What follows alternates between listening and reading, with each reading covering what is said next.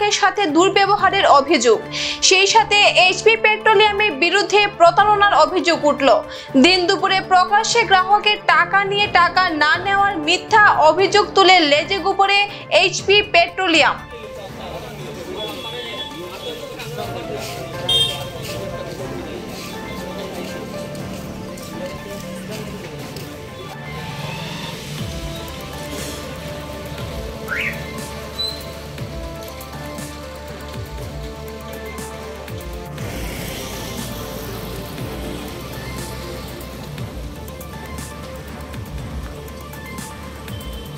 প্রতারণার বিষয়ে হাতে নাতে ধরে ফেলায় ছিছিরপ উঠেছে। উল্লেখ্য, কৈলাসহরের কীর্তনতলী এলাকায় যেদিন থেকে এইচপি পেট্রোলিয়াম ব্যবসা শুরু করেছে সেদিন থেকে নিয়মিতভাবে গ্রাহকের সাথে প্রতারণা করে আসছে এবং গ্রাহকের সাথে দুর্ব্যবহার করে আসছে বলে অভিযোগ রয়েছে।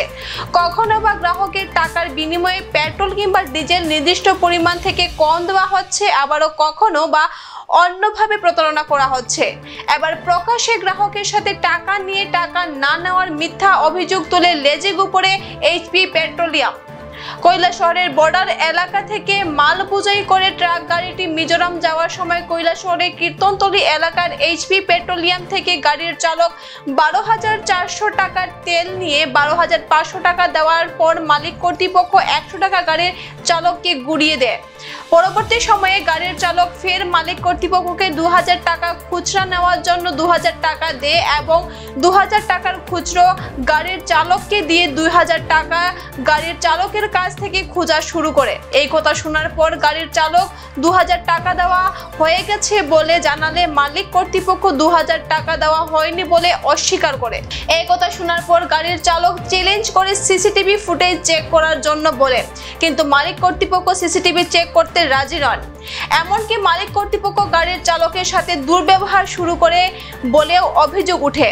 পরবর্তী সময়ে গাড়ির চালক কৈলাসহরের অন্যান্য গাড়ির চালকদের খবর দেওয়ার সাথে সাথেই অন্যান্য গাড়ির চালকরা ঘটনাস্থলে এসে উপস্থিত হয় এবং পুরো ঘটনা অন্যান্য গাড়ির চালকরা শোনার পর মালিক কর্তৃপক্ষের উপর ক্ষুব্ধ হয়ে ওঠে। ধীরে ধীরে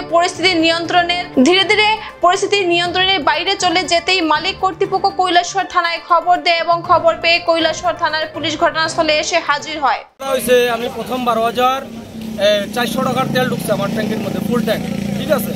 তো ফুল ট্যাঙ্ক ঢুকার পরে আমি 12,500 টাকা দিচ্ছি, তাই 12,500 টাকা দেওয়ার পরে আমার 100 টাকা ব্যাক করছে।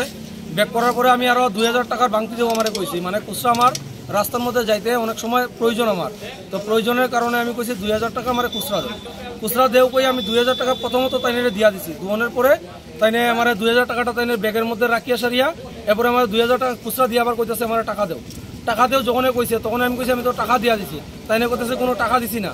তখন তারপর আমি তাইনে কইতেছি যে তুমি ঠিক আছে, তাহলে তুমি আমি যদি টাকা নেওয়া দিয়া থাকি তাহলে তোমার সিসিটিভি ফুটেজ চেক করো তুমি, হ্যাঁ ফুটেজ চেক করো করার পরে তাইনে মানে না তুমি আমার টাকা দিছো না, এই না সেই না, এটা বহুত লাফরা। তুমি কি গাড়ি নিয়ে আইছো? আমি টাটা 15-12 6 চাকা গাড়ি নিয়ে আইছি। তুমি গাড়িটা নিয়ে কোথায় আসলে? আমি তো কৈলাসহর বর্ডার থেকে লোড করছি, আমি আইজল যাবো।